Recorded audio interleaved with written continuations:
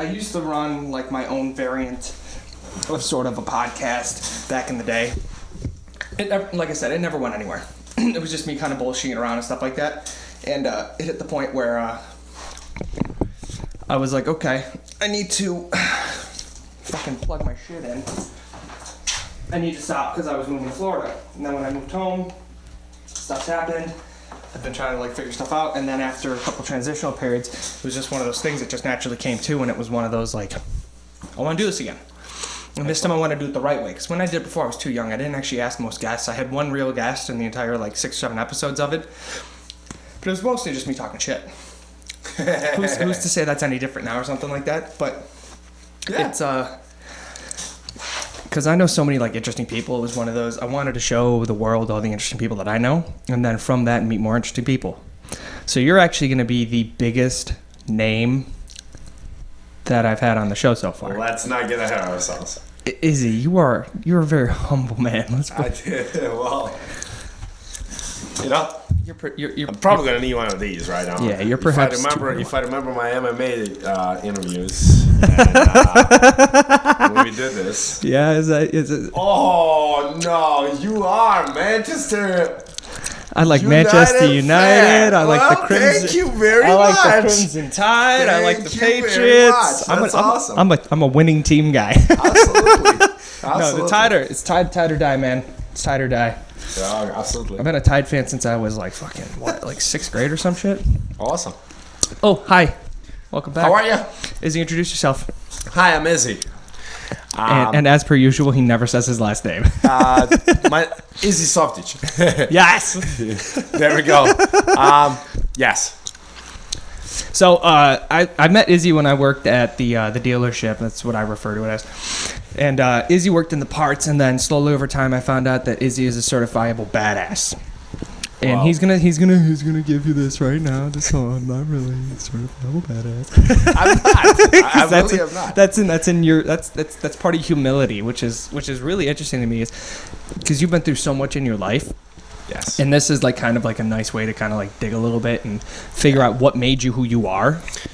And, you know, sort of like delve back. Because I know I've had like intermittent conversations with you where you kind of gave me a little bit here, a little bit there, explain your dad, you know, how things worked in your he was a major player, obviously, in my life. Yeah. You know, so, I'm sorry. You're good, just right in the mic. And, you know, it's just, you know, when, it's easy to be happy and how can I explain, and have friends when you have a lot. And you find, because you'll like radiate them to you, and you find out a lot about yourself when you don't have anything. Mm-hmm. It teaches you different things. Okay. Life experiences, the struggles, because in reality, you know, it shapes you and molds you who you are. You know, yeah. So a lot of people say I'm humble. It's not because I'm humble because I have all these things. I think it's because you got perspective. Yes, and.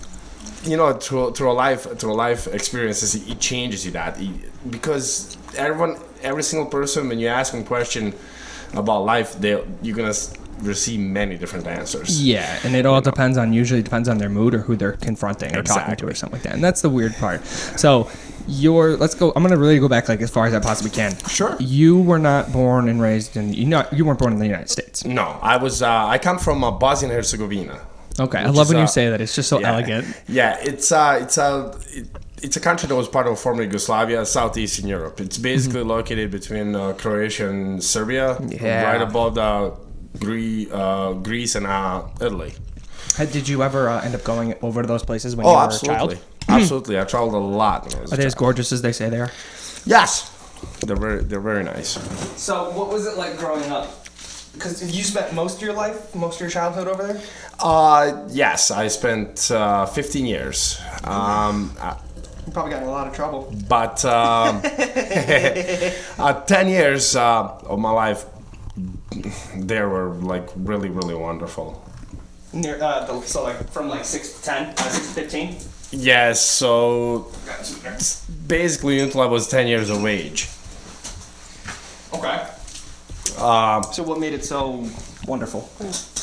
Basically, there was no war. That's right. Yeah, there was the war there. There I was always a forget civil about the war war. there.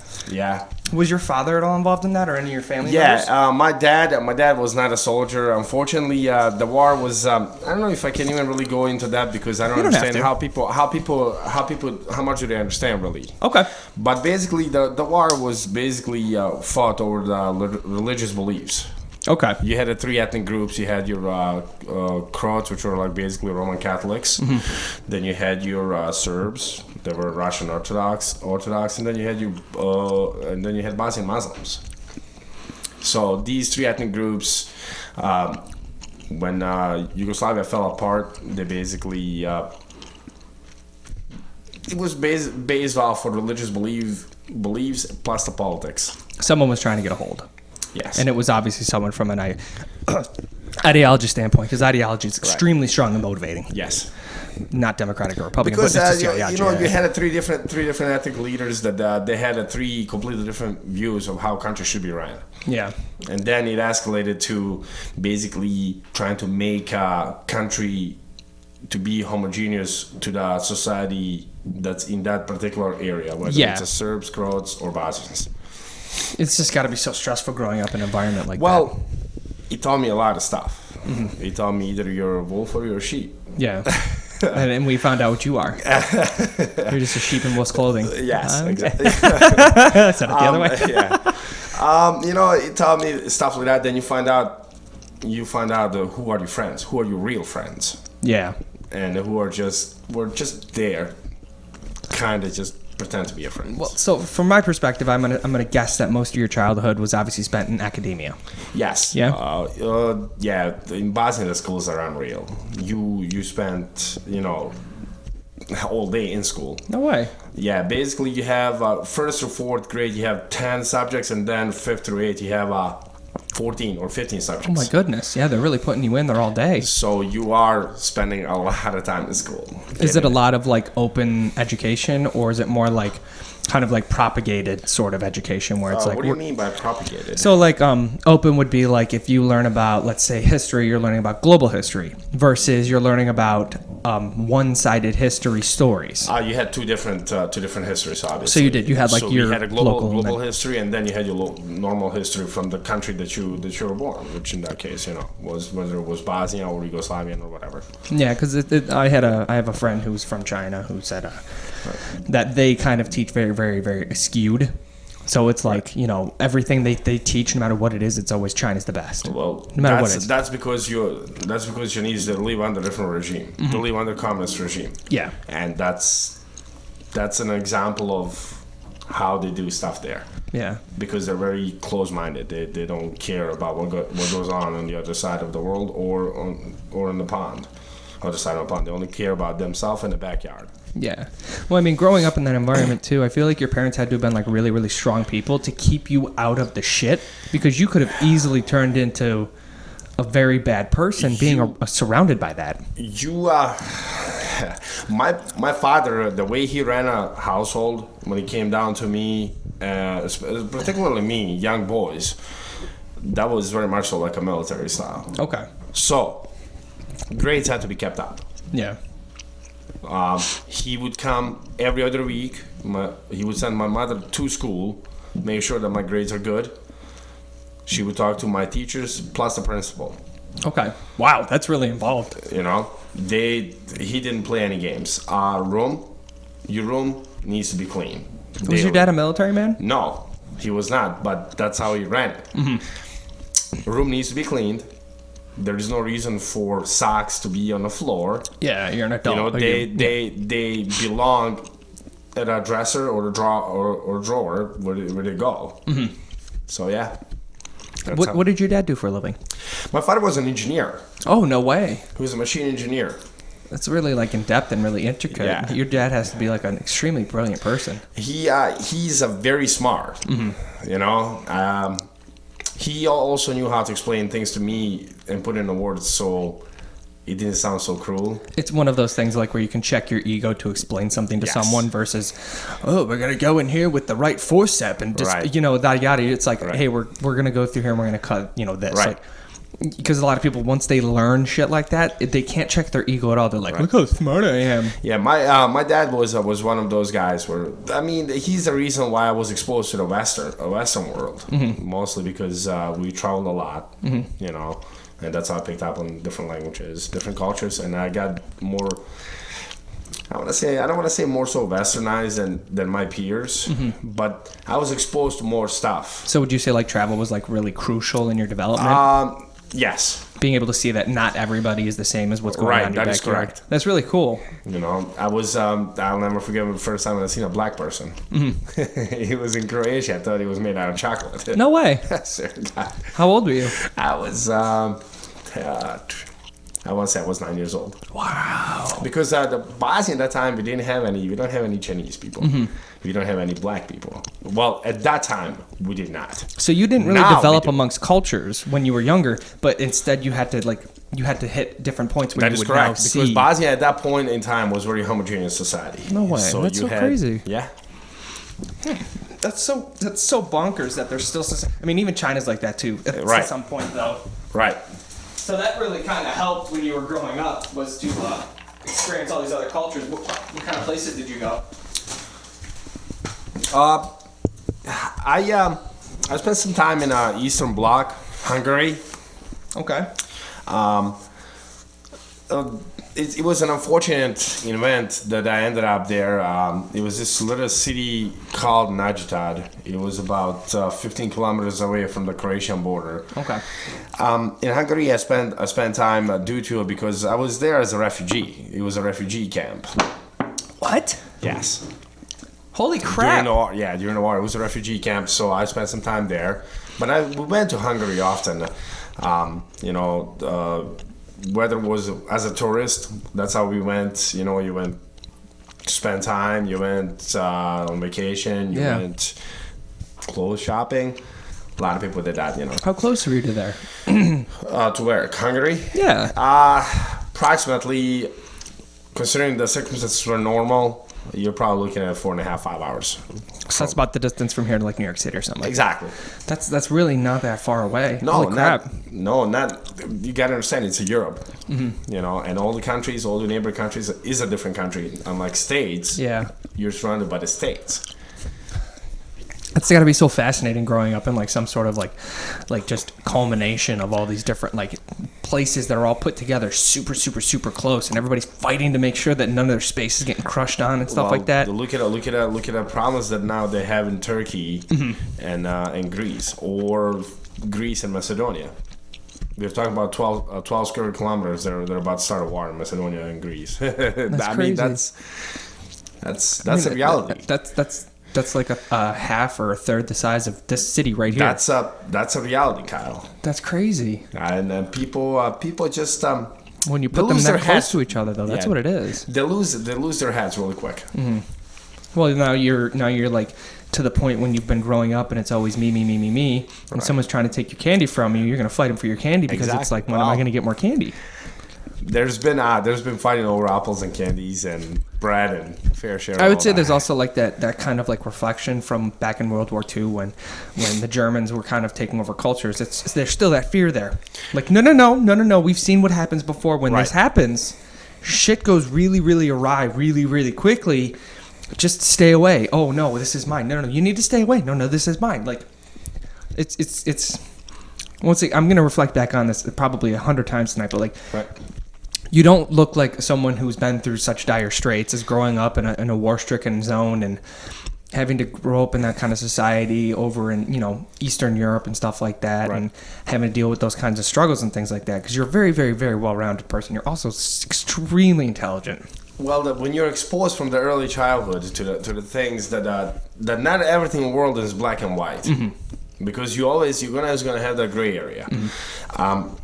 You become a realist really quick. Yeah. And I never slice a person. Either I'm going to accept you for who you are or I'm not. It's very straightforward. What do you mean by slice a person? Slicing a person in what I'm trying to say. So let's say I like you because you're Kyle. Let's say play football together. We hang out. Okay. But what I don't like about you is because let's say your religious beliefs. Okay.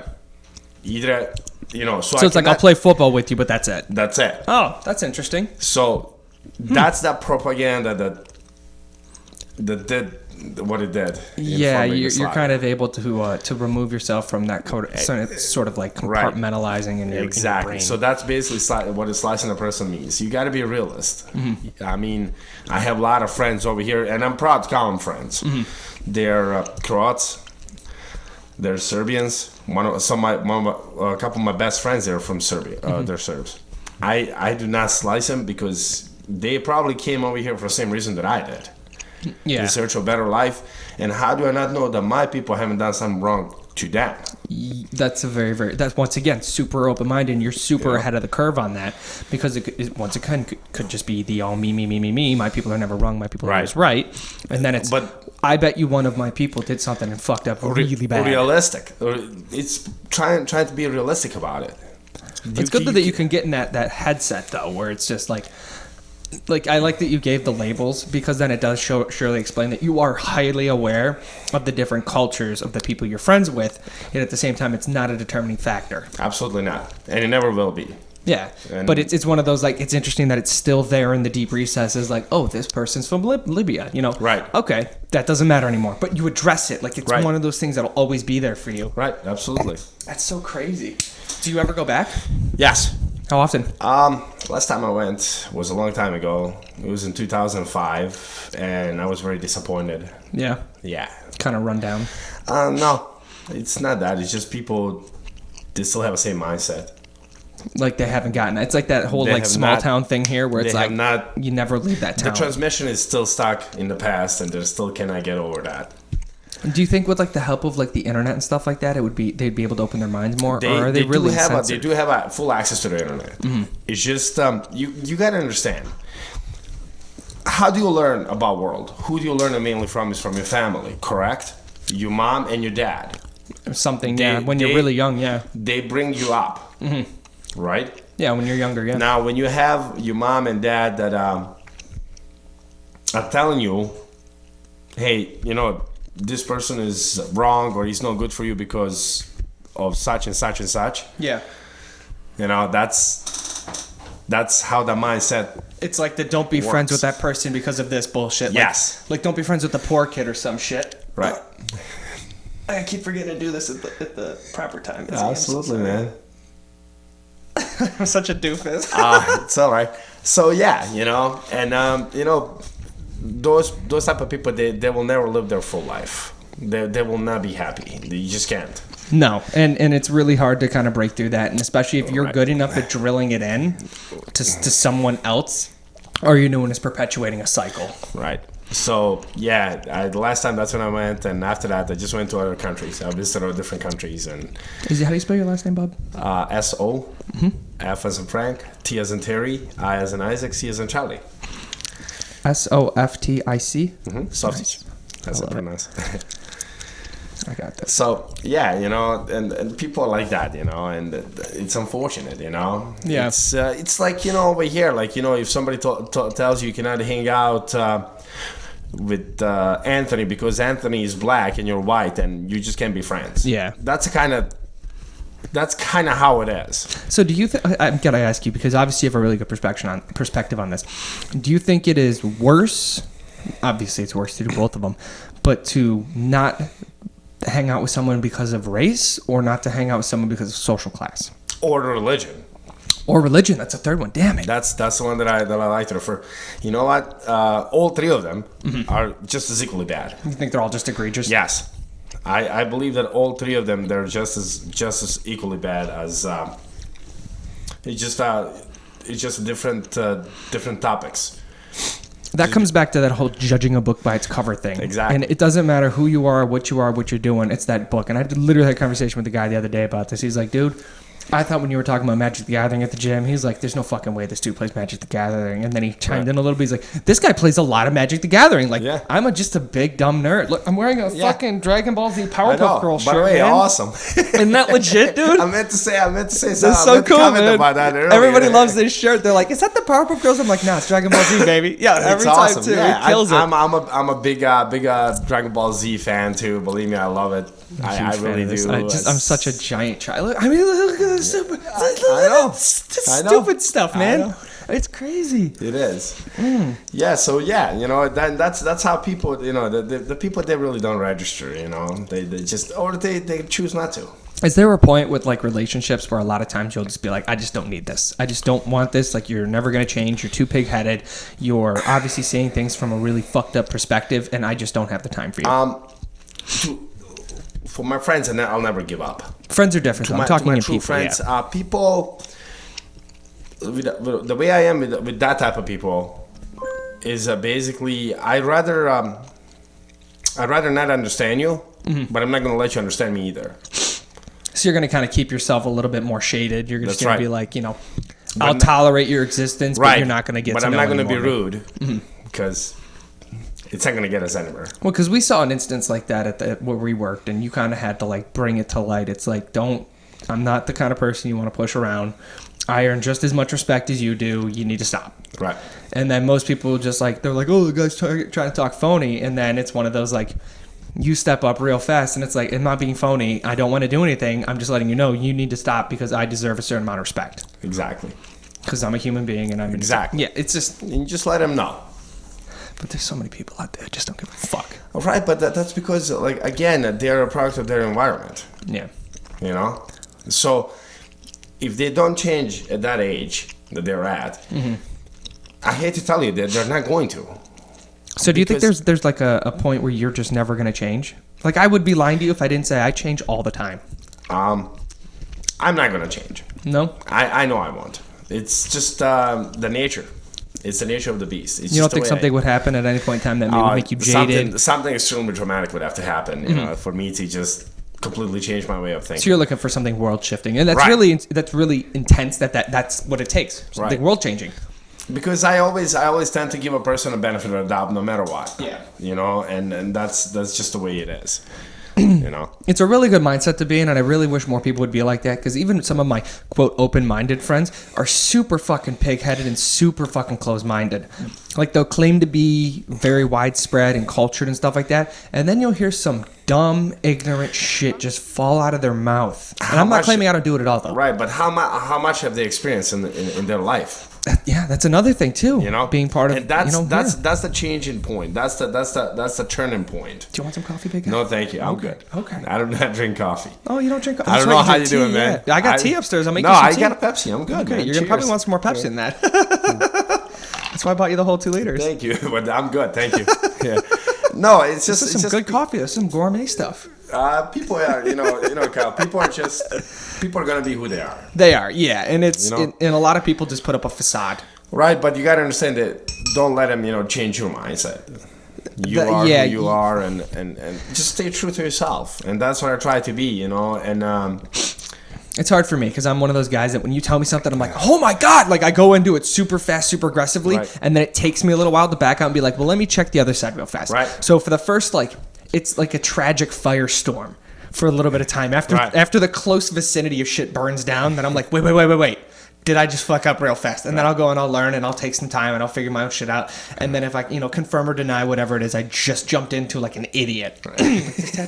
Well, most people are like that. But I feel like they keep going because they don't want to admit that they're wrong. I'll let you know, man. I'll be like, I fucked up, dude. I'm so fucking bad right now. It's so much easier to point fingers. It is. It's hugely easy. But what makes a man is actually being able to admit to his mistakes and move on from that.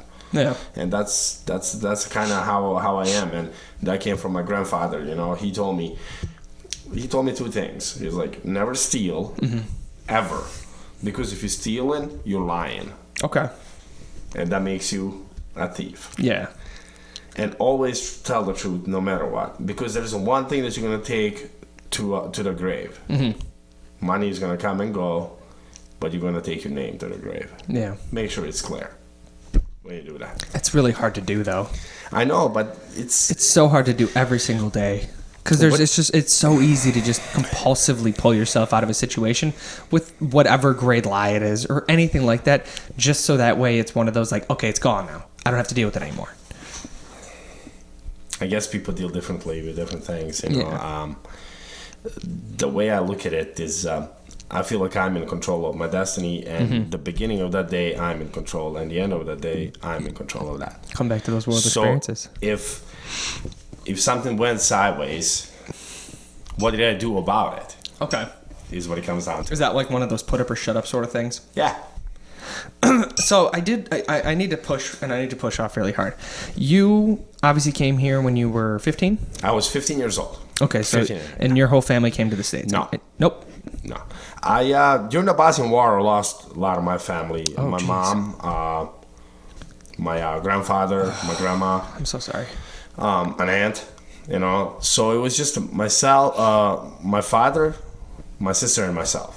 Okay. We were the one that came over here. And your dad was just like, we're done. I'm leaving. We can't be here anymore. We need to go somewhere we different. didn't have anything. There was nothing there to wait for. Nothing really that you would have to fall back. Yeah. It was basically, you gotta go. So what was that transition like coming at 15 years old from Bosnia to here? And what did they speak in Bosnia? Serbo-Croatian. Okay, so you were obviously They call fluent it in English, Bosnian, though. Yeah. Cultural shock, I guess is the best way to describe it. Where did you guys land? JFK. Okay, and then where'd you go from there? Well, from there we spent a night in New York City, and then I have an uncle over here that was here prior to me. Oh, there you go. And That's he the was connection. Yeah, and he brought me to Rochester. That's cool. Yeah. That's how we get here. It's to nice. this point right here. So obviously culture shock, huge. What year is that roughly? 1996. January 16th, 1996. Oh, jeez. Damn, I love that you know the date too and Well, everything, man. wow. You remember those things. Yeah, because Huge it's a life-changing huge things. change. Yeah, and those things you tend to remember. So when you came here, did you speak fluent English or did you speak comparable English? I didn't speak any English. No way. I thought you said you were fluent in multiple languages. Right, but English wasn't one of them. Why is that? I did speak German. Because English, at that time when I went to school to Bosnia, was not offered when I needed to take it. So I took a German. And then English became available a couple of years later. Okay, so how did Izzy learn how to speak English? TV. I was hoping you were going to say that because I know Seinfeld. another guy who... Oh, stop. That's so funny. Seinfeld. That's awesome. So, I had a big dictionary. Okay. That was a Serbo-Croatian dictionary. Yes, absolutely. And I would watch Seinfeld. And I would make a point to learn 10 new words every day. God damn. That was on 5 nights a week. That's a lot of words. Oh my God. And then I would learn how to utilize them in the sentences, and whether they were verbs or nouns or whatever, I would need to learn how to utilize them in the sentences that way so I can talk, you can understand me, whether I'm talking about the present, past, or future. Yeah, that's so interesting. So I had to learn the helping verbs, how to utilize them. And then I had to learn, obviously, the meaning of the word, because in English you have one word that can mean 10 different things. Oh, yeah. And that's where it gets really twisted. well, it's in the context that I use it, and that was really easy. Yeah, that's just so fast. How long did it take you before you were About comfortable? 3.5 months.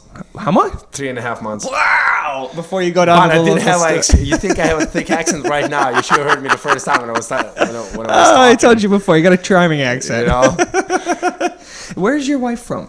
She's from Bosnia as well. She's from Bosnia as well, and you guys Yeah. met over here. Yes. That's so convenient. However, That's so funny. we were born in the same hospital. No shit. We did not know each other. No shit. Parents didn't know each other. That's some good ass coffee. I'm all about that. I bought this from a local place. It's Good man. bomb. Okay, so you get over here, you're a 15-year-old child, massive culture shock, learned how to speak English, watching Seinfeld. What happened? How did things progress to? How was high school? What did you do? All right. Sports? What were your academics like? What did you... So, high school was kind of funny. Everybody because, grabs at that paint chip. Yeah, I don't know why. But high school was kind of funny. Okay. Because you got to understand, first mistake I made was a phys ed class. Okay, how so? Because you guys were wearing these nice longer shorts, and I come from different countries. Yeah, where shorter shorts. yeah, you did. As you can imagine, It was in the 2000s, dude, and I was still wearing short shorts. Right. As an adult, I still wear short shorts. so now I'm going to Old City School. I went to Wilson Magnet High School. I'm not familiar. That's off of Genesee Street. Okay. So most of my classmates had never seen anything like this, so they started laughing. Yes! because I'm a skinny, tall kid with a short shorts on. Yeah, I bet you were. But I realized what was going on. And I remember my father and I, we went to Walmart and we bought some shorts. I bet you did. That's awesome. And then I came back to gym class the following week, and we started playing basketball. Were you proficient in any sports when you were in Bosnia or anything like that? I played soccer and basketball. Okay. So they realized I could play basketball real good. There you go. And they were like, they're trying talking to me, and the way they were talking, I didn't understand. Because they were using like slang and stuff like Slang that. and bonics. Okay. It was really hard for me to That's something you don't learn from understand. Seinfeld, Yeah, Ebonics. exactly. Try to understand or try to figure out what were they saying to me. So I would most time I would just look when they talk and listen, and then when they were talking to one another, I would listen to what they were saying, whether it was related to basketball or just life.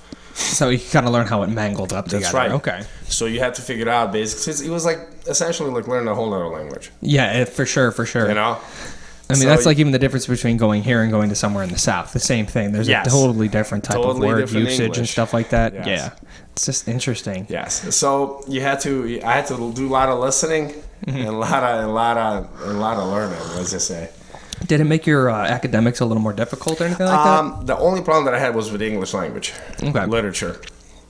Just because now you're reading it and stuff like that, trying to put everything together at once. Yeah, because English as a second language, I had that class too. But it was a good help. It was you're learning your basics, you learn how to talk, you learn how to write. But when it comes down to a reality, when you go into English class, English lit to be specific, you have your struggles. Yeah. Then essentially they would throw the test at you where you have vocabulary words, and you need to know the definition of a vocabulary word, what it means. Yeah. And that's where it gets difficult if you haven't that's been when you born have- and raised in that environment Yes. for 15, So I 16 failed years. English 9, Yeah. but then I took my sophomore year. I took English 9 and 10, and Oh, I geez. passed them both. Doubled up. Because I eliminated my lunch, so I could retake that English 9. It's got to be so tough. So I eliminated lunch, had English 9 and 10, and the following year I passed. Did you take any like tech classes or anything like that when you were in school? No, they were all just moral studies. Okay. Like history, mathematics. It's just like Common Core, essentially. Yeah, common courses. That's it. Because my high school, we offered so many electives. Yeah. There was like 6 different art classes. There was like 8 different tech classes. There was like 4 or 5 Electronics different. I took at one point in time, I think. Yeah, it was like the class consists of 3 people. Yeah. That was it. The teacher and 2 students. No, actually, it was three students and a teacher. I was kidding. I was being a I dick. know, but that was awesome. So you end up getting to a point and you're kind of crushing it through the academics. Obviously, your dad is still behind you on that, trying to Absolutely. support your growth and make sure you and your Old sister are man doing was really always well. there, every step of it. How easy was it for him to get a job here? Well, it was easy to find a job, but he had to work 3 jobs Oh, jeez. to support myself. You couldn't get a job doing mechanical engineering? No, because he had a paperwork that he had a degree in engineering, but it did not mean anything over here Yeah. because it's from a different It's country. not accredited, per Right. se, yeah. So he worked where he's working right now, and then he had a job on a restaurant called Rounds on Ridge. He Okay. would work there Thursday, Friday, and Saturday and Sunday nights, and then Saturday morning and Sunday mornings he would work at this place called Penfield Trophies, Okay. and he would make trophies. And Wow, your dad was so busy. yeah, he didn't have a lot of choice. That's so hard. That's so You can't hard. just, you know what I'm saying? You cannot expect that it's gonna fall from the sky.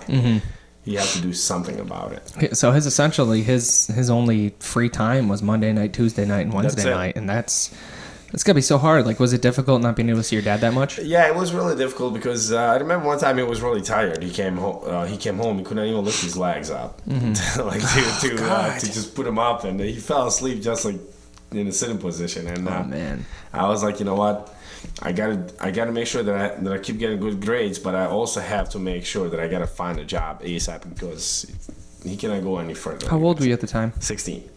Okay. How old is your sister?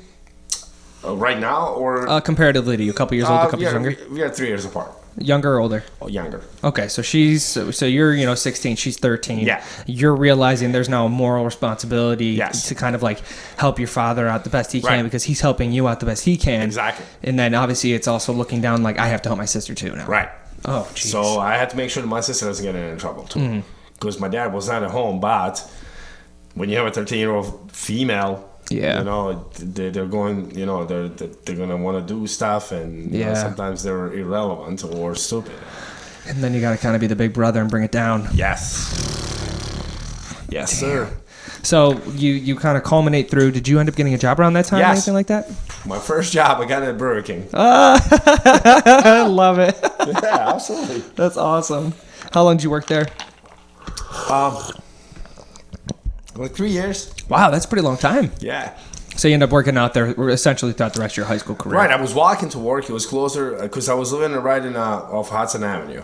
Oh, jeebus. Okay. Yeah, right down the street from Franklin High School. Yeah. So it was the hood. God, the look at hood. you scary man. The hood. Jeez. So I would walk to work and walk back, you know, and you know I did that, and then later on we moved out. Did you get fucked with a lot or something like that, or no? Yes. You did? Yes, because I was a kid. I was one of those kids that spoke kind of funny English. Yeah. And it was goofy looking. You're one of those adults that speaks kind of funny English. Yes. No. Yes. No offense. But yes. Yeah, I was messed a lot around. You know. Did you have like a temper or something like that, No. or did you understand what was going on and you were just like, I'm gonna do my best to diffuse this situation? Right. Okay. I didn't have a temper. You knew the gravity of what it was, Yes. because if you get in trouble, now your dad's getting in trouble, and now it's taking away. And then I'm just creating more work for my father and stress than what he needs. Yeah. But yeah, I came home a couple times, you know, Yeah. busted up. Ugh. Oh, absolutely. Sometimes you just cannot walk away. Damn. You know.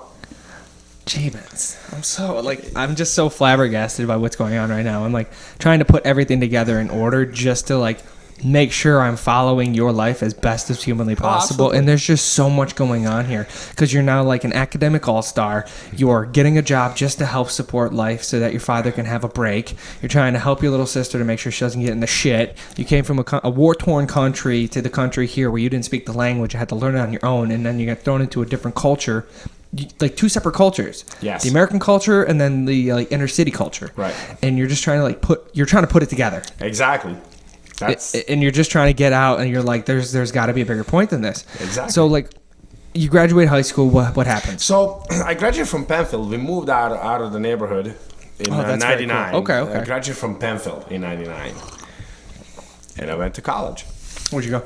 I went to MCC and I graduated from RIT. Ah, With 2 a plus BA. 2. Yes. What'd you get? What major? Degree. Yeah. International business. I'm minor in finances and marketing. Look at you. Hey. That's big right there. That's Absolutely. huge. You probably paid your own way too the whole time while you were in school. For MCC, I had an academic and athletic scholarship because I play ball for MCC. You play basketball Yeah, for I play MCC? basketball There for you MCC. go. What are you, 6'3"? I'm 6'3". Yeah, 6'3". Jeez. Yeah, so you're a pretty natural athlete. We noticed that pretty quick playing football with you is just how naturally athletic you are. Whether you're busted and broken, just because of what you did afterwards, but Right. you're really equipped, you're really good. You might not know some of the terminology, but you're so fast, you're just so ready and eager to learn it, and it just comes to you like that. When you play sports, that's when I have a lot of fun. Oh yeah, for and sure. I want to just have fun. Mm-hmm. That's my downtime, and I just like to do it. So when you transferred from MCC to RIT, did you still play sports or no? I did play basketball, but not for RIT. Okay. I just play basketball for fun. At that point, I secured myself academic scholarship for RIT, raised my grades, and I didn't have to pay for anything. That's fascinating. So what's a degree in business, international business? Basically, it's basically like you're dealing with a business on a global scale. Okay. You're watching the trends, of certain companies, BMW, let's say, for example, Okay. how they're doing and stuff like that. You're analyzing data, you're analyzing the sales, you're analyzing the stock, Okay. you're analyzing the employment, the turnover, and stuff like that. So what got you into that? Actually, what I really wanted to do was a sports medicine. Okay. But it did not pay. No, not at the time. Now No. it does, but now not it at the does, time. but not at the time. I wanted to do something with the cars and the car designer. It's just at that time I didn't think I had enough time to spend in the school. Yeah, because you have a passion for cars. Right. You have I a very big huge- passion for cars. And I always wanted to design cars. I'm good at envisioning. Are you good with car. are you good with drawing and putting together stuff Absolutely. like that? So that's another gift you have. I love cars. Yeah. You know, it dates way back home when my grandfather owned a garage. Mm-hmm. You know, No way. so racing Yeah. is in blood. Nice. You know, and stuff like that. That's so cool. But I wanted to do that. I really wanted to be like a car designer or a car engineer or something along the lines. It's just I did not, unless you have a doctorate or a master's degree, you're not gonna, because my goal would be to work for companies such as BMW or Honda or Mercedes, some of these big names. But in order to make it that far, Yeah. you need to have a lot of schooling and a lot of experience. You got to come with a book of credentials. Exactly. That's even more tough. And And now I you're did in not dire have time straits. for that. I really didn't. As much as I wanted to, I couldn't pursue it. It's just the time and the situation that we were at did not allow that. For So me. you pretty much reasonably put yourself in a situation where like this can be extremely versatile, the degree I'm going for, and I can actually do something with Exactly. it versus taking a chance and not making it. Absolutely. So you kind of played it a little bit safe Yes, on that front. a bit of bullet. Okay, so obviously you get through college, you graduate with your degree. So what happened? What follows suit? So now let's get back to the car passion. Yeah. I was working at Advanced Auto Parts, Okay. and that instantly was like, I like parts too. I like to know what these parts do. Mm-hmm. So I got promoted immediately, manager. And I was working at Advanced Auto Parts for like 17 years. That's so long. Yeah. Because then you left there and you eventually came to Honda Right. where we met and Right. things like that. Now, there's a part of the story you're leaving out. There's a big part of the story you're leaving Let's out. have it. And I'm waiting on it. What got you into mixed martial arts? As a kid, I started doing karate when I was maybe about 6 years old. Okay. I got bullied. And I never really fought back because my mom always told me it's easier to walk away, And my dad is like, enough is enough, Yeah. He's like, I'm not going to fight your fights. Yeah. Yeah. You As know? you shouldn't have to. You're going to fight your fights, but you're going to need to learn how to. Mm-hmm. Now, I can show you how to box a little bit, but you're going to need to know how to utilize those legs. Okay. So, I started going to karate. Okay. When I was about 8 years old, in my classroom back home, this kid pushed me and he slapped me. And I retaliated. I kicked him in the head, rattled his brain.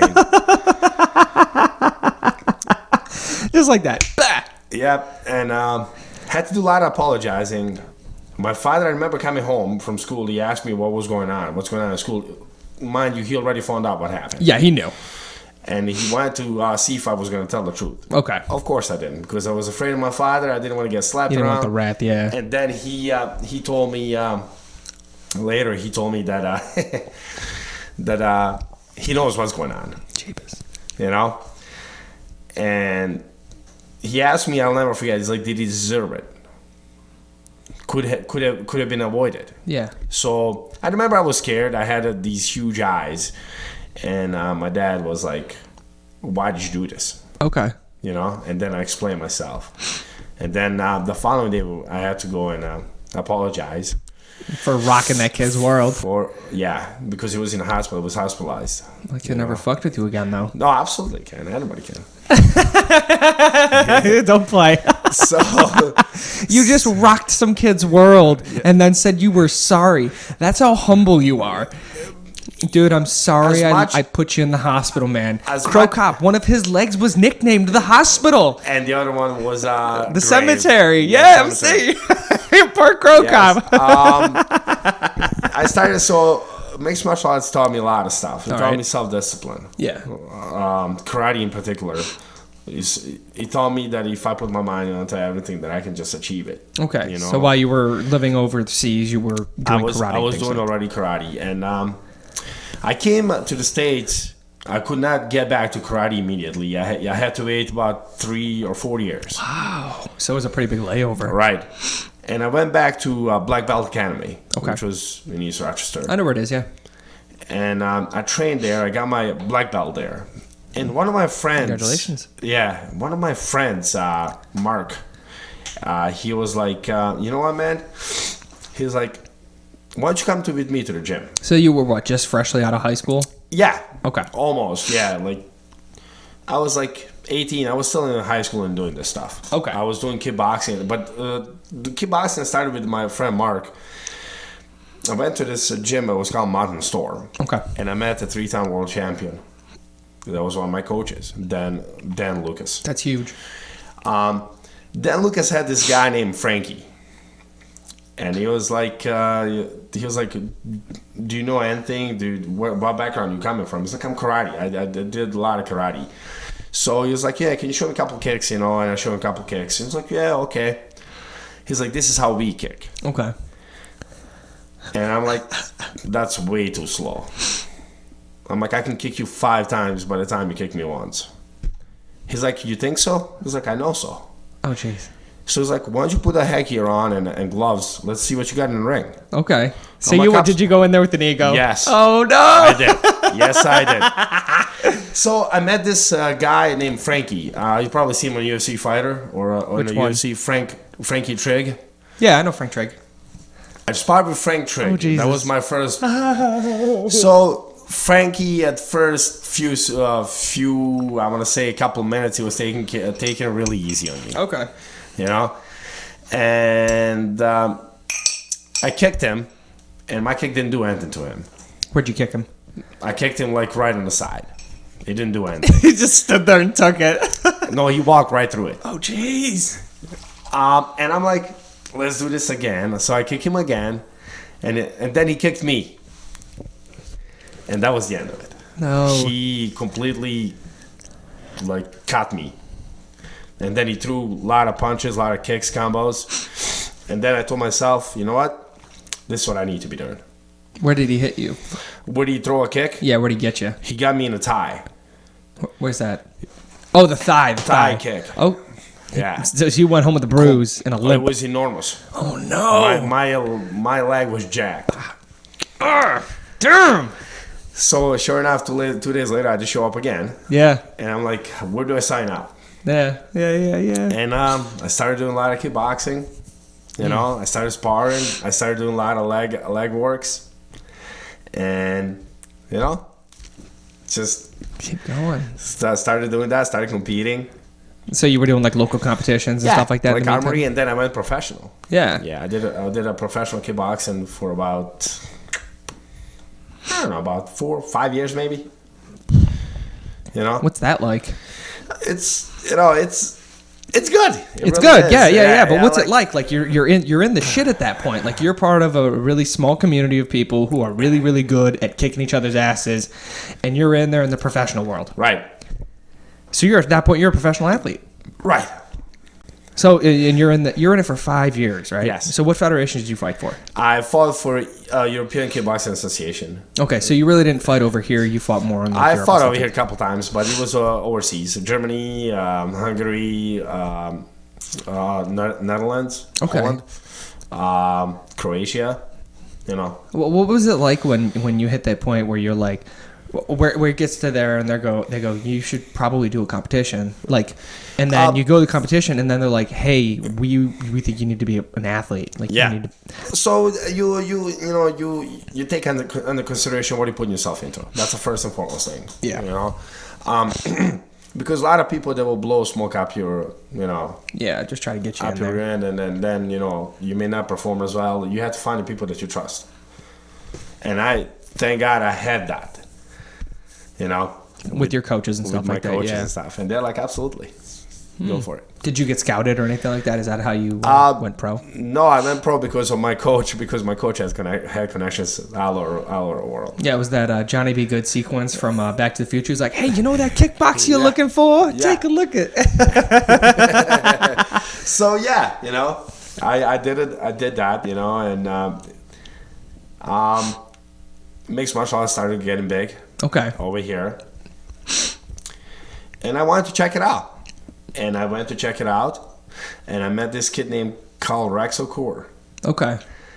and Rex is a really nice guy, and got a chance to spar him. And mind you, he's a 5'8" guy. I'm a 6'3", and I came in there with an ego, Okay. and I got my ego crashed. He demolished you. He was a beast. How much did he weigh? What was your comparison in weight? He maybe outweighed me by 15 to 20 pounds at most. He outweighed you? Yeah. He outweighed you? Yeah. How big was this guy? He was a tank. He was solid muscle, and he was big. How old is this guy? I feel like I know who you're talking about. He went to Webster High School. You may know him. I know exactly who he is. He used to Raxford. train for Bedrock. He may have, yeah. Him and one of the other Kyles. They used to be the coaches at Bedrock. Kyle Malone, yeah. Yeah. Yeah, I know them both. That's so funny. That's a small world. They started me off in that. That's where I got knocked out. I got an He took me down. He shot a double. Yeah. And he took me down, and I couldn't get back up. And the pressure that he applied was so severe Yeah. that I thought my lungs were going to collapse. No shit. Oh my god. Quick kickboxing. Yeah. After that, I'm like, this is where it's at. And that's where it took off. So what studio were you training in? I was training at Elite. Okay, I know where Elite is. Yeah. And then what was your proficiency? What did you really like training on? Jiu-jitsu I worked on a lot. There you go. And my stand-up was there because of kickboxing. So where did that lead you? How did you get into? You obviously went into more professional fighting. And one global. Yeah, you did. Again, Rex knew some people. Like guys named Mike Winters. Okay. He was just an amazing guy. Yeah. Very humble, professional fighter. And, we had a couple amateur fights they really liked. He invited some people over. They looked me over, and they're like, you know what, maybe this is what you should be doing. Mm-hmm. They're like, you seem to be good at this, And I started fighting.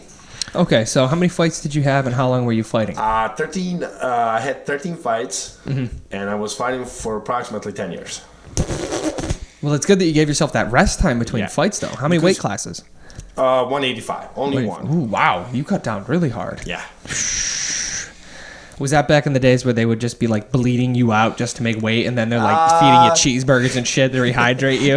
Yeah. It was. You gotta be very careful how you hydrate too. So you don't want to get those cramps and whatnot. That's got to be so petrified. How big were the audiences? Depends where you were fighting. Mm-hmm. If you're fighting in Boston, obviously a lot of more people you're gonna have there.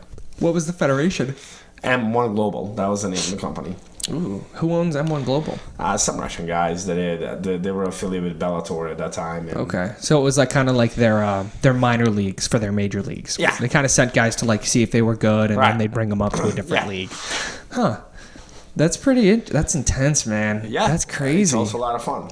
So you had 13 fights in 10 years. Yeah. What was your final record? 13-0. I have not lost a fight. Oh my god! Was it the same in kickboxing? You were undefeated? I lost 2 fights out of 9 fights, and they were all on decision. Oh my god, they're all the decision, Izzy. You're a badass. And they were split decisions. Yeah. So it sucks. That's terrible. I'm gonna go back to this 13-0, man. There's got to be some anxiety when you go from 1 win to 2 wins to 3. It just keeps fucking going. I really didn't think about it too much because I was more consumed, 8 or 12 weeks prior to my fight to lose the weight and have a proper training and as well as rest. Wow, you were taking a really good amount of time to get your weight down too. You cannot do it like most people think. It's like you were getting ready for a bodybuilding show. You got to do it. You got to take your time. 8 weeks is a really good time for you to bring down the weight where it needs to be. Okay. And I usually walk around 205, 210.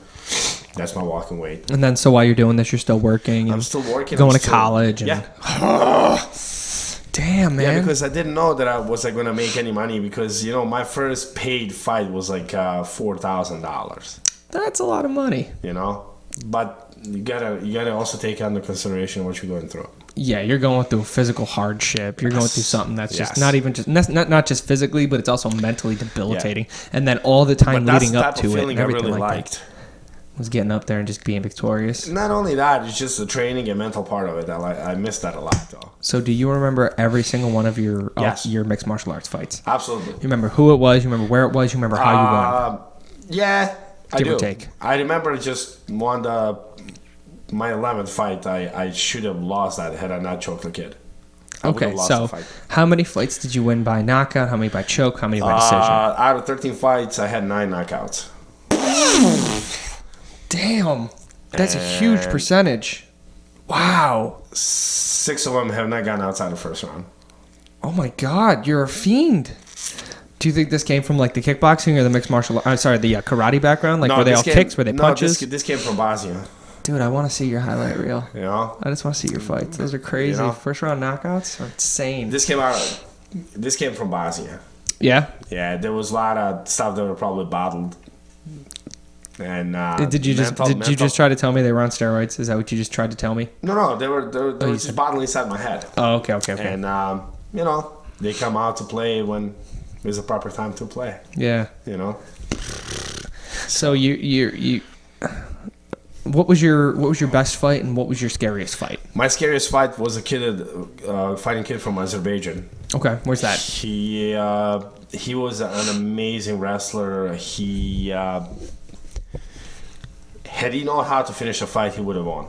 Or even if he went to a decision, he would have won. Mm-hmm. He kept taking me down. I remember being so tired. I don't know how I was standing. How many rounds did that go? That one went 5 rounds. That went all 5. Was those 5 minutes or 5 3 minutes? 5 minutes per round, 1 minute. My God. Dude, that's got to be so physically demanding. It is.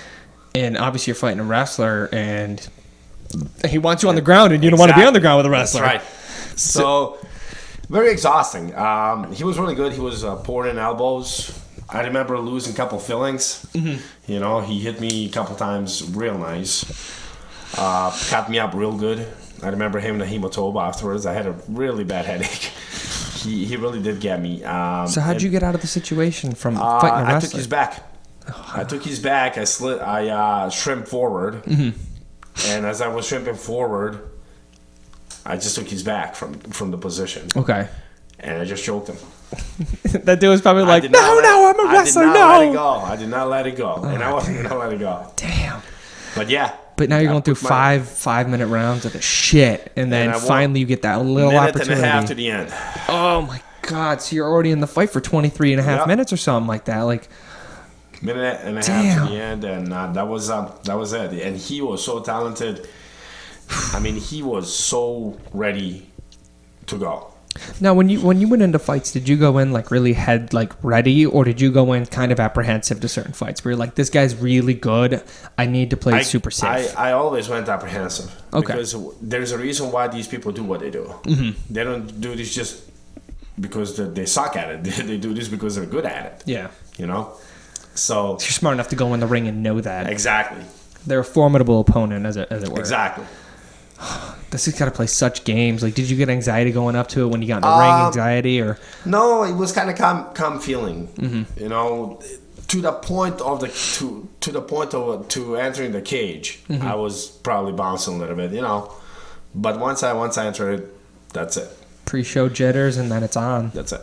So what's your favorite fight you had? It was this kid. This kid It was right this here? kid from Absolute Azerbaijan. favorite fight. It was a dog fight. It was an absolute dog fight. I have nothing but respect for him. I mean, he was just really good at what he was doing. Yeah. And it just so happened you got lucky that day. That's all I did. Just a It's little the bit, luck. man. Damn. You could say that. So your last fight was your 13th fight. Yeah. Okay. What happened? So they brought a kid from Summer from New Jersey. Okay. He was training with some I cannot remember exactly which jiu-jitsu school he was training, but he was training with some guys that are really amazing. Mm-hmm. And again, constantly trying to take me down. Okay. You know, and thankfully, yeah, I was training with a wrestler and who's also very good, the jiu-jitsu artist. Yeah. And he had a G2. He was in a G2 academy, which was a wrestling academy that we offer. Okay. Yeah. So I was working my takedown defense a lot, and all I did was I just kept him standing. I didn't rush anything. Yeah. Yeah. So anytime So he would go every for time the he would go for a takedown or single or double, it's a house sprawl. just nice, just bring it Nice wide. You're sprawl. not going anywhere. Or try to get him with the uppercut. You know, because you got to discourage him a little bit. Yeah, you gotta let him know that every time he sprawls, he's gonna get hit in the face real hard. Yeah. So you end up knocking this kid out. No, it was a unanimous decision. Ooh. And How many fights did you have that went to the end, like the absolute end? Like I said, I had 6 knockouts. I think you said you had 9 knockouts, and then you had the tap out. 9 knockouts, 6 in the first round. So I had probably about 10 fights. Damn. 10 fights that were. So yeah, about 4 or 5 fights. Okay. That were to the end. Yeah. But That's intense. not all of them were 5 rounds either, because before I became a champion, there were only 3 5-minute rounds. When did you get your championship? I got my championship when I was 33, and that was in 2013. How many fights were you in? I was already about 8, 9, my 9th fight. So it was the fight where you fought the wrestler, essentially, is where you got your championship. No, he came afterwards. Okay, so you defended your championship 4 times. 4 times. And obviously you came out of them all really good, on top. At any point in time, did your ego start to fill? Like, I'm up here, no one's taking me down. That always starts playing, but playing a little bit in your head, because there's a reason why I have this belt, and I'm not just gonna let you take it away from me. Yeah. But also on the flip side, I was surrounded with the personnel where they were like, you know what, man, there's a reason why he's the challenger too. Yeah, because he's good enough to get up here. Yeah.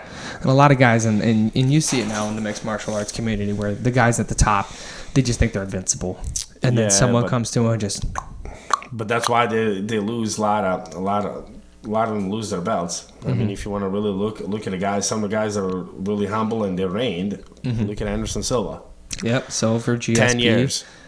10 years, and nobody. 10 years, nobody could touch him. Then he just got Jose really Aldo cocky at the end. Yeah. Look at him. GSP before he retired. Mighty Mouse. Mighty Mouse. Those guys are the guys that are humble, and they know they're good at what they do, but they also do know what's coming at them. And there's always the possibility someone is better than them, and they need to be better for that person. Exactly. So you got to analyze that. You always have to have that in the back of your mind, especially in MMA. Because I always think a lot of times the reason that people end up falling is it's not because they think they're the best, it's because they think they're done. Right. Once you get to that sort of level, it's one of those there's nothing else I need to learn. I'm already up here. I'm at the top. Right. Nobody else is going to come up here and take this shit from me, but you should still be learning. Yeah. Because you're always shitty at something. Exactly. And a lot of the people don't want to admit it. Right. I had a problem with I thought my boxing was very good until I started training with boxers. Just guys who specialize in boxing, and then you're just getting your fucking face smashed. Yep. Coach Giles, he was a United States junior head coach. Yeah. Also winner of Golden Gloves, and I don't know if you heard of Willie Monroe. He was one of his coaches. Not Willie familiar. Monroe has 2 titles in 2 different divisions. Oh my God. When you realize, yes, it's different, but also what can you take out of those guys? Yeah. You're naturally a student. That's what I'm really kind of learning here is you're very much you never a student. stop. And you're in that mindset all the time. Right. You never stop learning. So when you have guys like this, you know what? This is how I was throwing punches. Why is he throwing them like this? Then you ask him, hey, why are you throwing that punch like that? And then he explains to you, because I rotate my hip, or I'm generating more torque, or, Then you try, because it is a mixed martial arts, then you try translating that into MMA. Yeah. And you try to see if this would work in MMA, and if not, why not? It's just so that's interesting. That's what makes you. It's to stand on above everyone else. Yeah. Because you're not doing everything as everyone else is. You're having different type of training. You're learning different type of stuff. That's what makes you on top of the game. Just because I can tell you out of 13 fights that I did have, I guarantee you I never fought the same once. Did you ever prep for your opponent? Absolutely. So you had film on him, you had knowledge on him, and you would train with guys who were very similar to that person's style to get ready for him? Yes. Okay. Because there's some people who claim that they don't need to. And let me tell you something also. That person that's like him or similar like him, it's never. No. No, because there is always something that's going to be some sort of element of surprise where it's going to be You're referring to some nuance in their style that you're just not accounting or anything like that. So you basically have to be prepared for everything. So you essentially go in familiar. That's it. That's it. You go At in best. with just some sort of like ballpark. Right. But At best. yeah. And then you have to learn it. And then you have Yes. to learn it fast too. Yes. It's so frustrating. Like there's no formula, man. No, there isn't, because you're gonna have a lot of different people. You know, you think you got them figured out, especially like in UFC now these days. These guys, you know, they could be fighting orthodox. Next thing you know, they're fighting next fight southpaw. Yeah. Just So because you train how like do that you- for a year, how man. do yeah. you prepare? You really don't. You have to be able to fight. Yeah. Yeah. And part of the fighting is the adaptation, Yes. which is super critical. So what made you leave after 13 fights going on top? It was time. Okay. I was, you become a little bit slower with age. My wife, you know, got me home busted up. You know, I'm sure she was getting tired of it. Yeah. Uh, Did she ever go to any of your fights? no, Did your dad? no. What? My dad, Why? my father never approved of me doing that. What? He did not understand Oh, why I come was doing what I was Oh man, you're part of something like so paradigm shifting at the time, and Right. you're the elite at it. Like, how many people can say that they're the 185 title holder in N1? doing. Yeah. You. For a couple straight years, and you worked your way up, and you're crushing it and killing it, and you have, you know, your earnings, but your dedication, and then the humility, all to show for it. And then your dad's not coming to see No, you. my and dad your- did your not girlfriend's approve not me doing it. this to begin with. He did not understand why do I have to put my hands on another human being for whatever reason. My wife, she seen what we do, you know, and she's not a violent person by nature. So, Yeah. yeah. I'm not gonna lie to you. I'm happy you said that, but I'm also really sad because if I were to do something like that, I would not want the audience of the people closest to me. Yeah. Because that is some unnecessary pressure that I do not function Right. well under. Right. You know, I came home, you know, on more than a few occasions where you're busted up. Yeah. You know, you may have a hematoma on the side of your head, raccoon eyes, you know, Nice. obviously fillings, you know, dental bills. You know, they're it's expensive, you know. Well, you got out of it with what I perceive as like, you don't show very many signs of extreme head trauma, which means you fought Right. really, really smart. Right. Like you weren't fighting like a ballistic animal. You were fighting intelligently, and because of that, It was- you have your faculties with Right. you. And And it granted, was- you're 38. 37. 37, so it hasn't set in yet, but I feel like even my dumbass, I've had so many concussions in my life, I know I'm slower. Right. I've had so many, dude. You know, it was they were all risk, but they were calculated risks, you know. Okay. So yeah. Was there anything that you did to make sure that you didn't take any extreme amounts of like damage, head trauma, or anything like that? Did you spar less? Did you train harder? Did you? Towards the end, you spar less because you don't want to get concussion while you're sparring. So what do you end up doing? More drills or You're or doing more weightlifting drills. or what? No weightlifting whatsoever. A couple weeks prior to, you do not do any weightlifting. You know, Did you miss it? Do you miss sparring? I still spar. You still spar now. I I meant still- like back then, like when you were getting ready for a big competition. Did No, you miss because it? you need a body to recover. Your body takes a real abuse. It's hard for a lot of those fighters too to like take that step back and acknowledge that they don't want to spar anymore, that they need to be doing the drills and they need to be doing the functional stuff and sticking away from the actual fight because they've done the fights. They know how to do the fights. I always wanted to spar. It's just my coaches that were like, no, this is what we're doing today.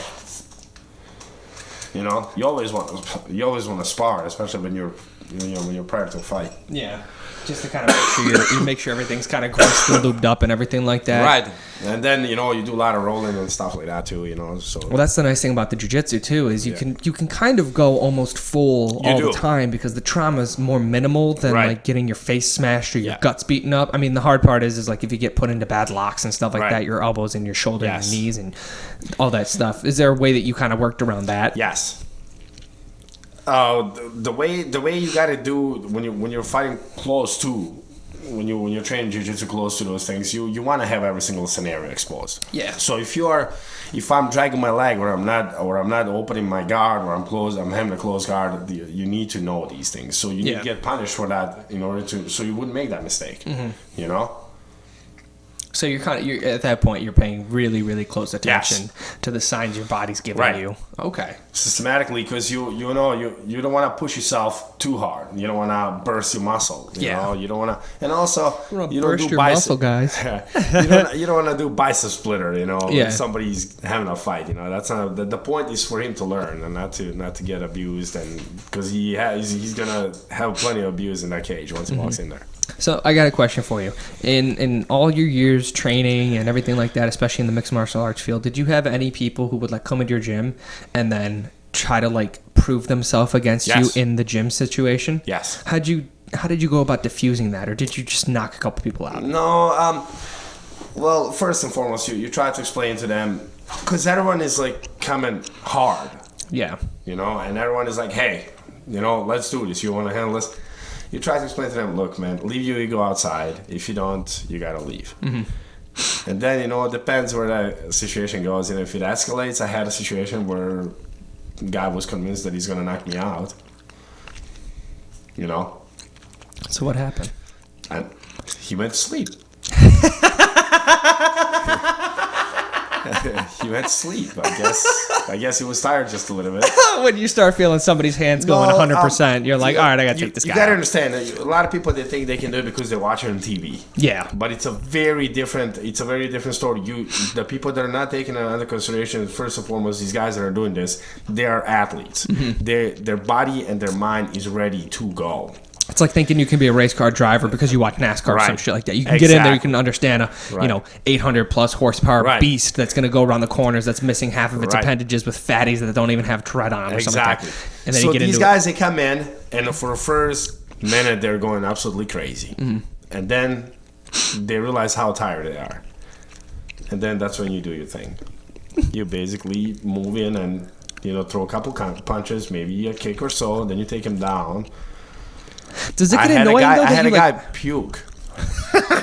I put my knee on his belly and I lifted his head. I tilted his head slightly up, and he was throwing up. Oh, so I turned him on the side. That's so twisted. You're like, and you're done. Hey, man. Oh, that's so funny. It's got to be frustrating as shit, though, because you're there to get better so you can keep your title, you can prep for the next guy. And then Joe Schmo comes off the street, tries to prove himself. It's a cheap shot. I would assume that would probably be the one where the guy's like, no, I'm good. And then you guys start sparring, and then real quick, he's like, I'm going to see what I get on this dude. Bah! Real quick, and you're like, motherfucker, again? And then that's when you coaches, you know, when you go in the corner, your coach, you know, tells him, you know, hey, you need to slow down. Yeah. And if he doesn't, then he tells you to touch him. And when you touch him, you touch him. Yeah, so it's like the thing my dad used to say: if you get into a fight, you better not have thrown the first punch. Right.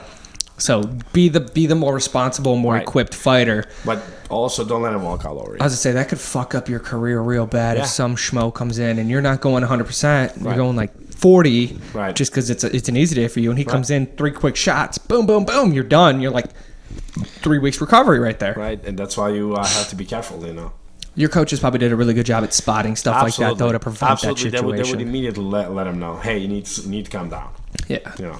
It sucks. It's that gym class hero thing again. Yeah. I keep hearing stories about that where people just come in with the big inflated minds, big heads, and they're like, I can get this guy, blah. Yeah, because they like you said, and what's a human nature to judge the book by the cover. Yeah. Thinks he can beat you just because, and he doesn't know you. Has no clue who you are, what your background is, and that you've been doing this shit since you were a kid. Right. And obviously you're ranked. Right. So there's a number next to your name. There's an asterisk. So that's what I'm saying. So the people like that, they'll come in and and they'll never come back. Yeah. Those are the biggest cowards. It's sad too, because if some people check their ego, they might be something. Right. Yeah, so you retire after 13 fights, and then obviously you've been working at Advance this whole time, so you've had a second job. You've been, I know from a conversation we had that you were very, very intelligent with your winnings. Yep. So you're fine. That's just not an issue for you. You weren't a big idiot going out there going, woo, buying fancy Ferraris and shit. Nope. You played it smart, you played it intelligently. Yeah, because then you moved on. Right, because I knew I wasn't going to be able to do this as much as I would like to. Mm-hmm. So what do you need? What do you need in life? What do you need out of life? Yeah. You sit down and you ask yourself, do I need a Ferrari? Yeah, it would be nice to have one, but do I need it? No. What I do need is a house. Yep. And then that obviously segued into things. So Yeah. I did want to ask you though, like, how did you get into teaching? Because you've been teaching since you were gone, and I know you're still currently a teacher. Teaching is something I always wanted to do. I was good with getting through to people, and I had, I always had wanted to do that. Especially when you get a kid, and he loves MMA and he loves kickboxing and he wants to learn. It's easy to teach to somebody that wants to do this. And that's got to be super, super.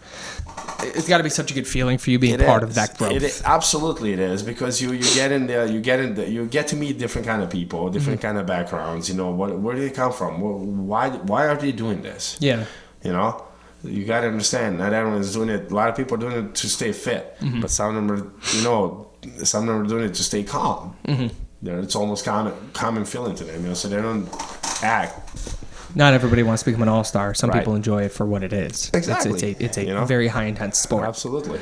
So you segue into coaching. Now, what do you train? What are you a teacher of? I teach kickboxing. Okay, so obviously one of the things you were super, super proficient in, Yeah. you are now translating Yeah, into. and I you're- also teach conditioning. Yeah, you teach conditioning. So where do you coach now? Elite. Over at Elite stuff. Yeah. That's fun. So like the home that was kind of like Yeah. brought you up, you're Yeah. like, this is me. This is where I'm it's staying. my way and- of giving it back. And that's one of those things, paying it forward. Yes, have sir. you brought any like athletes up that are now fighting semi-professional or professionally? There's gonna be somebody, I cannot tell you. No, you don't have to tell me. I just want to know. Watch Bellator. Watching some Bellator now. Watch the Bellator. It's gonna be January 19th, I believe. I'm on it. You're gonna January 19th, boys. Watch it. Okay. And girls. We're not Absolutely. sexist here.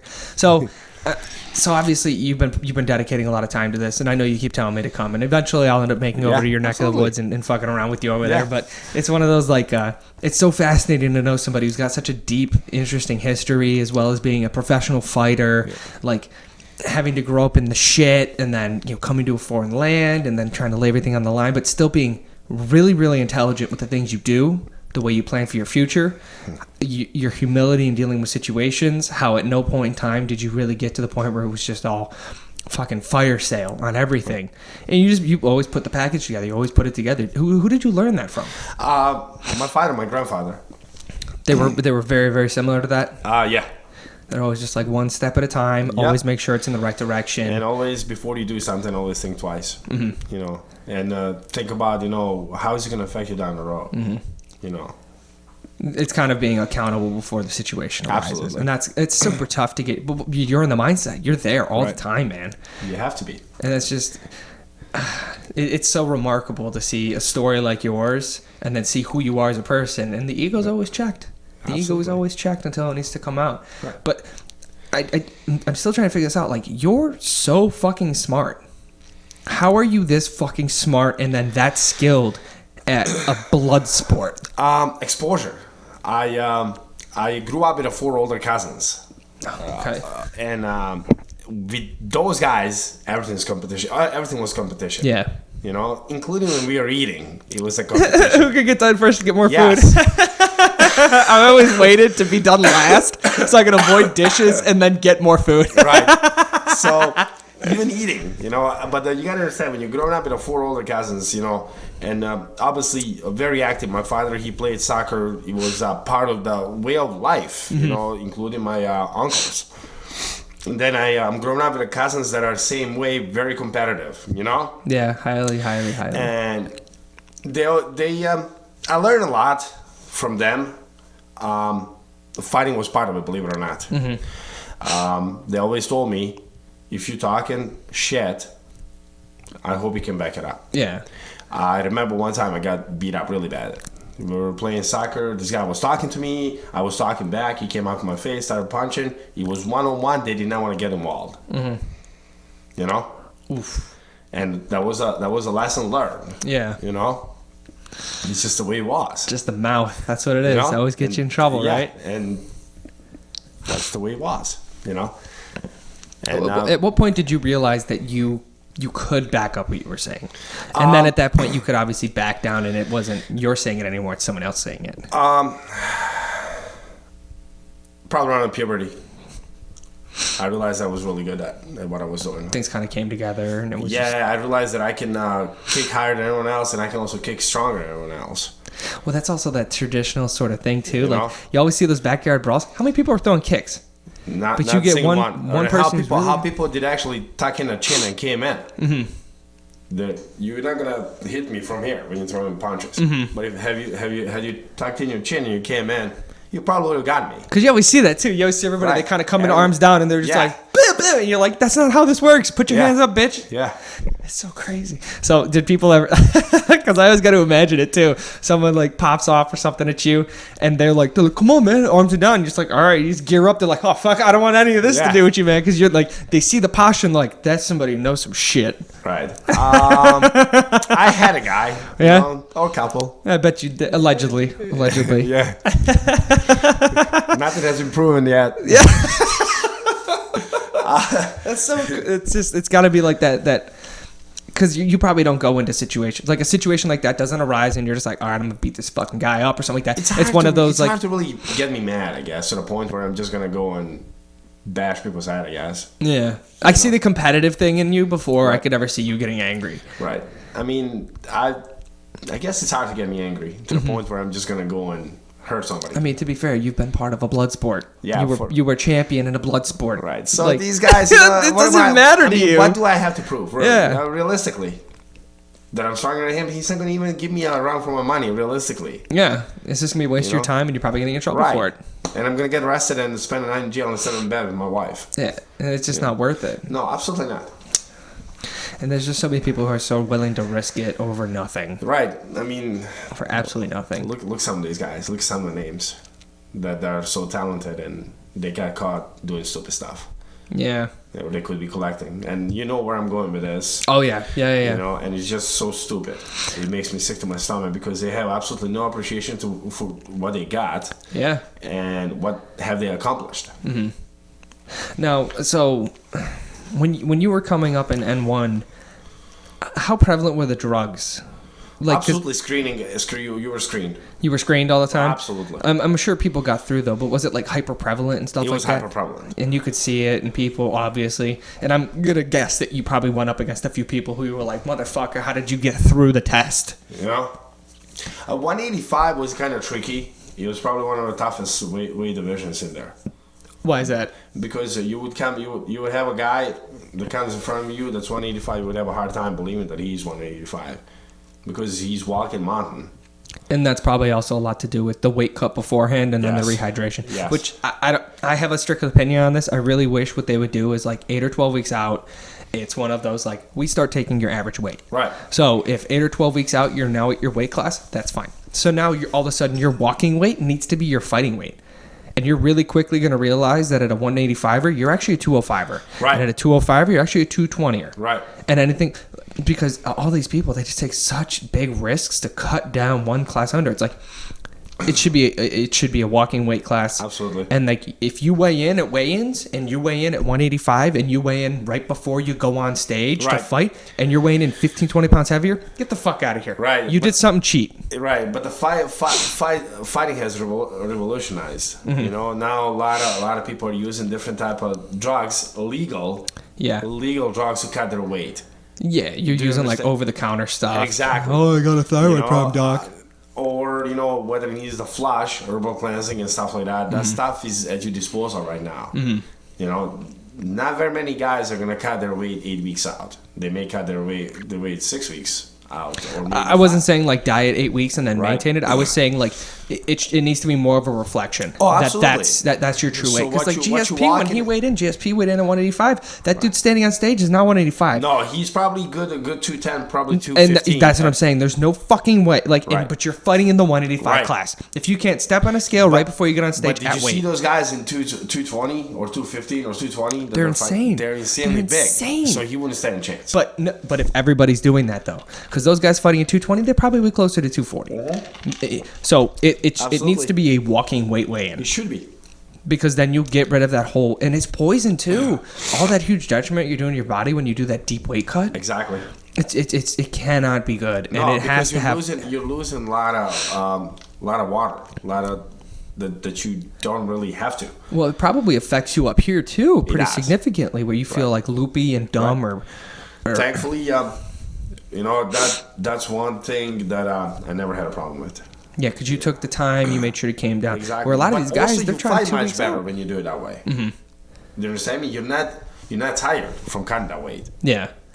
You'll fight much Because you're better. getting your body adapting Exactly. to it, which is so. When you weighed in, what did you weigh? Like, so if you weighed in at 185, what were you at for the fight? 185. 185. So you were identical. So you got there and you stayed. Right, because I ate normally. But that's what I'm saying. So Right. that should be the thing, because Right. it, like, if you had done like a last minute weight cut, you could have easily hit the 185, 183, Right. and then quickly fed up and been 205, 210 Right. pounds, and that's just that same story. It's like you were the true definition of what it should be. Right.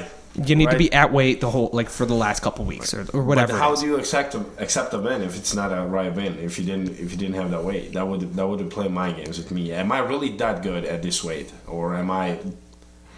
Yeah, because it's the same. Like, once again, if you're fighting at 185 and you actually weigh 210 during the fight, you're not a 185er. You're a 205er at that point.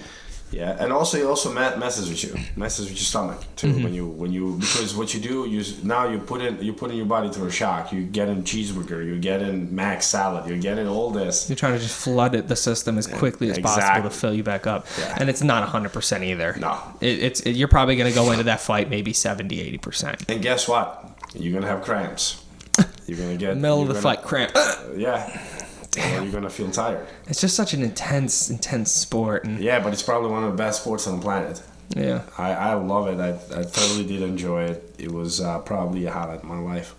I'll never forget it. So you're obviously extremely familiar with what's going on right now in the UFC, where a Yes. lot of the fighters, they're leaving the federation, Yes. they're going elsewhere. Yes. So, and I'm truly hurt as a diehard UFC fan. Like, I love and respect Bellator. I love and respect, like, Strikeforce and all those other ones. But UFC will always be UFC. Yes. And it's one of those, it hurts to see all of these amazing athletes going to these other federations to now go. Yeah. Because UFC signed a contract and the guys are now getting a little bit screwed out of funds. Yeah. And that's pretty black and white for it. Yeah, that's what it is. And if you're gonna keep these guys, and this is a deep talent that's going away, look at Phil Davis. I was gonna say, who do you think's picking up all the pieces right now? I think it's gonna be Conor McGregor. No, I meant, like, so the UFC's dropping the ball. the Who's picking up all the pieces? Bellator is? Who's the other big one right now? Affliction. Yeah. But Bellator is gonna be the other one because they will pay for these guys. Do they because run these guys, Bellator pay-per-views here?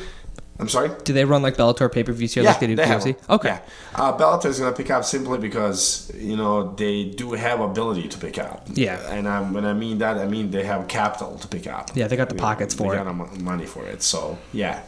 It'll be interesting to see if it'll hit a point where it's kind of rivaling UFC. So where it's like you might have two giant fight nights in a month. The one might be like UFC on the third week, and you might have Bellator on like the second week or some shit. And then you'll have the Fox Fight Night on like the last week or something. Because they're all going to fight for those bids. Ultimately, you got to understand who's in control of that are those fighters. Yeah. If you don't pay them, they're not going to fight. No. So you got to pay them. And to me, there's also a certain point though where it's like, are you really worth that much money? Well, a lot of fighters would like to think so. Yeah. I mean, my first fight, I couldn't ask for a payday of $15,000, $20,000 because it's my first fight. But if you have proven yourself throughout the time that you're that good and you put in, asses in the seats, then you're worth it. Because you're an They're coming entertainer, to yeah. see you. Yeah. Yeah. Well, because it's the same thing like with the Floyd Mayweather stuff. Like the ungodly amounts of money that man earned. Yeah, in $354 million. I think it's more than that. I thought it was closer to $600 million. I thought it was like 350, and then Conor McGregor had like 150. Oh no, I'm talking like what his like. Oh, he's a worth billionaire. Yeah, he's a billionaire insanely now. wealthy. He's a billionaire now. And it's for doing a contact sport. Yeah. It's insane. It's the mentality of people. People like to see. It's why football players make so much. People like to see somebody getting hurt. Yeah. It's just mentality. You remember during the Rome Gladiators, Colosseum was filled. Those dudes ate like kings. They got all the women they wanted, all the wine. As long as you lived, you get whatever you want, man. Yeah. And it's kind of the same idea. They're modern gladiators. That's all it is. That's what they are, and it's true. It's so true. Yeah, you just gotta know when to get out. Do you think that's a big problem in the industry? Is a lot of people just not knowing when to leave? Yes. How so? Well, look at you want an example? Yeah. Look at Vitor Belfort. Yeah. Vitor Belfort, he's 40-some years old. I was gonna say Wanderlei. That's what I was gonna go But to. okay, and Vitor Belfort, they're about the same age. Yeah. What are you still doing there? They think they're good, and they think that's all they're worth. Right. But you're slower. I can tell you he's slower. Well, does Bellator test like the UFC tests? Because I know that'll be that's gonna be. I don't want to like accuse anybody of anything. I really don't know if they do or do not. But Well, because I know like back when Japan my- started, Japan was like, we Pride. will not test you. Yeah, Pride. The days Pride. The days of Pride. Yeah. That's what I grew up watching was Right. Pride. Watching like Mirko and watching like Fedor and all those. Yeah. Oh my God.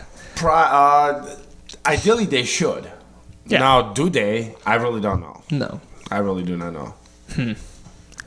It's going to be like an interesting shift because you'll get that point where it'll be impossible to be in the UFC and take anything, and then the other federations might just be like, you know what, if you really want to, you go right ahead, it's your decision, we're not going to tell anyone, we're not going to do anything, just do your job. Right. Because I mean, it's the same thing with all these other sports. I mean, at some point, it's going to get more exciting, and the more exciting it's going to get, there's going to be a precipice, and it's either get on the shit or get the fuck out. Exactly. Because you can't always just be like expecting to have humans just constantly growing. They don't do that. Right. Exactly. There's a limit, and we're really close. We have to be so close. Yes, sir. Unless we start to develop like specific genetic mutations per each race, where like somebody's able to jump wicked high just because of your race, like, you know what I'm saying? Like, Right. That's that's the next step. Having every race have its own specialty. I don't know what's gonna happen, Kyle, but like I said, a lot of these guys, they take the sport for granted. Yeah. They're more worried about lifestyle. Do you miss it? Which sport? Yes. Yeah, do you lifestyle? No. No. No. Lifestyle? No. The sport? Absolutely. What do you mean the lifestyle you don't miss? Hanging out late with people, going to the clubs, whichever city. Oh, that was a thing, was it? Yeah. VIP and all that stuff. It's fun, but Yeah, well, it's when you're a killer, man, it's one of those like, what do you need, man? yeah, it's overplayed. Yeah. And I don't miss that at all. I think it's my age that's getting to me now. More of let me go home and sit down and watch TV, talk to my wife for a little bit. So if somebody was like, hey, you went out on top, we think you might have a couple good years left in you, like maybe a few more fights, how easy would it be for you to be like, the money would have to be right, and I would have to have enough time to get ready? Like, would you ever consider it? Funny you said that. It did happen about 6 months ago. Okay. And I said I declined the fight because I do not believe that I'm just that good anymore. No. No. You can tell. Yeah. Even though you're training all the time, you keep your conditioning up. Yeah. You're still an athlete. Yes, but you're aging also. Yeah. And I cannot tell you that I'm going to be better than when I was 2 years ago. Oh, for sure, you're not better than you were 2 years ago. You know? Unless you're like some grand master who Exactly. spends their entire day like doing that one thing. Right. So I'm just being realistic with myself. It's very humbling that like you recognize and you're like, I have an opportunity, but I know that there could be very big detriments to this situation here, and that's really interesting. And when it comes down to health, it's just not worth it. In the end, do you really want to be living like a plant? Well, not to get like too personal or anything, did you sustain any pretty significant injuries? Thank God, no, I didn't, except the cosmetic. Yeah, so like you have some scar tissue and stuff. That's just from getting your face punched in and stuff like that. This is actually from Bosnia, right here. Oh, really? Yeah, somebody was trying to actually put a knife in my eye. Holy shit! You got stabbed in the fucking face? Yeah. As a child? Yes. Stop! Yeah. Oh. So yeah. I'm so scared for your culture, man. Yeah. I'm so scared. I was young, Holy shit. Well, then other than that, you have like a couple cracked teeth, and that's pretty much it. Yeah. that's pretty much it. Those are missing feelings. You went into it so smart, so brilliantly. Yeah, and when it's time to get out, it's time to get out. Do you ever think about using your education, try and like do something like that, like get out of the automotive industry and kind of like go use your education? I'm always looking for the doors that are open. Mm-hmm. I'm always looking for opportunities. That I'm never gonna stop learning. But if something presents itself, I will be interested. I will explore it, and I will calculate my risks and I'll proceed from there. Well, I want to respect your time because I know that you got a ton of stuff going on. So I do want to wrap up on one final conversation, and that's about cars. Sure. Your favorites. What got you into them? What do you have? What have you had? What do you want? Like, let's do the car talk. I love car talk. So, what'd you like to know? Okay, so what got you into cars? My grandfather. Your grandfather, because you said he owned a shop, my right? Dad, yeah. And then, what kind of cars were you surrounded with when you were younger? Throughout the years, BMWs, Volkswagens, Audis, Mercedes. Old school diesels and stuff like that. Okay, so now I know you got the GTO. Yeah, that's your baby. That's my baby. And she's pretty. She's very well kept and everything like that. Absolutely. And have you owned any other really interesting, fun cars or anything that you've been like really happy to have? Yeah. My first car was really interesting. It was a 1985 Pontiac Fiero. Oh, yeah. It was a 2.8 liter V6. Yes. Did it light on fire? Yeah. No, but he had a what do you call that? One of those. My rear bumper was hanging. Okay. So I used one of those zip ties. Not zip ties. You usually the rubber bands that they're like about yay long. Okay. And you hook it up, so I had to keep it. You Jimmy rigged your bumper up. I Jimmy rigged my bumper. I put it up there. I put it in a wheel well. And what the hell is that? Now I want to know. I know I'm picturing the same thing. Like damn it! I was just gonna say extension cord. It's not extension cord, Kyle. It's bungee cord. Bungee cord. That's what it was kept up with. Yeah. That's so cool. Yeah. So that was my first car. I bought my first car. I worked 3 jobs for that one. Damn. The drive for a Fiero, man. Dude, I'm telling you, man. I was working at Burger King. I was delivering pizza at Pizza Hut on weekends. So I was working at a golf course. And you were still doing mixed martial arts? No, I was doing karate at that time because I was like maybe 17 years old. Yeah, and you said you didn't get back into MMA like martial arts until you were like almost out of school. Yeah. Okay, so you had the Fiero. That's adorable. You sold that little guy, obviously. Yes. And then Oldsmobile, 1989 Oldsmobile Cutlass Supreme. It was a sports coupe. Did that come with a hearing aid and a walker? It looked like a space shuttle, man. Yeah, it did. Everything was digital inside. It was awesome, man. That was your reasonable car, right? Yes, reasonable car. You drove that one into the ground, probably? No, actually, I sold the car, made some money out of it, and I bought Chevy Beretta GTZ. The 2-door? Yes. Yeah. I bought my brother a Beretta. The thing died. Yeah. Those were so interesting too because it was a quad. It was a quad 4 motor too. It was fast, man. Yeah, that's what was interesting about those little guys is they built them. They looked like dog shit, but they had a little pep to them. You know what I'm saying? A little butt in them. And then I bought another one. Mm-hmm. It was a 3.1 liter. It was a blue, man. You should have seen this color of blue. You never seen it. It was so ugly, man. I had like 3 of those cars, and then finally I had a 95. Yeah, why'd you get so many of these goddamn cars? Why did you get so many of these? I have no idea, man. They were alright. There was Camaros at the time. You could have bought a Camaro. I couldn't afford a Camaro, but yes. Oh man. And then I bought a 95 Z26 Beretta, and that was my last one. I got a buddy who's got a 98. It might be a 98 Camaro with the vet motor in it. That's awesome. The thing is so fat. A buddy of mine just built a DeLorean with a LS4. Shit. Yeah, LS4. What? Yeah. That's got to be just awesome. The heaviest thing that an LS4 has ever been in. Dude, that thing is fast now. It's awesome. Yeah. So you kind of ran through. You seems like it's a lot of American cars. Yeah, because the European car I could not afford. Mm-hmm. And when you did want to fix them. The European cars are always a pain in the butt to fix. It's a pain in the butt and also very expensive. Mm-hmm. A lot of my peers, a lot of my friends, their parents did work, so they didn't really have to pay their parents where they were staying, and they didn't have overhead. I did. Yeah. So You had responsibilities. yes.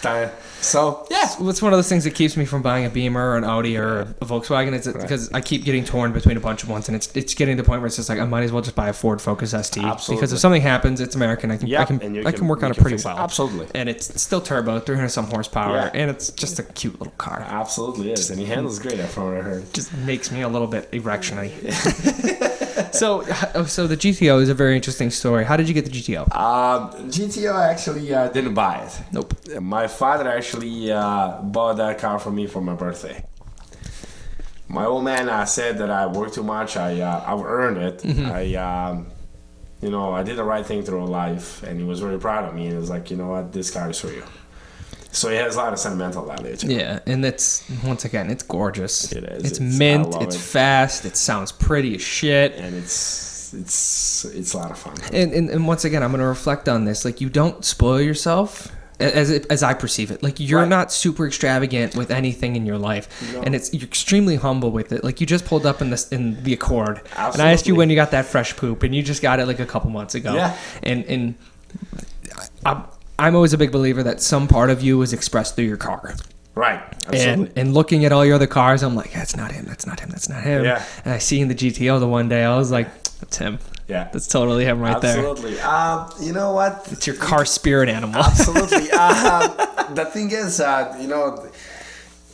basically, realistically, what do you need a car for? I mean, if you want to go fast, yes. When I was younger, absolutely. But like I said, I didn't have maybe if had I been brought up differently, maybe I would have bought some of those European cars. Stupidly done it.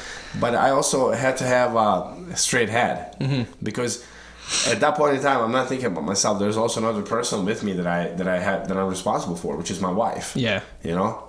Although she drives 2015 BMW. Go figure that. How did that work out? I have no idea. What's your wife do for a living?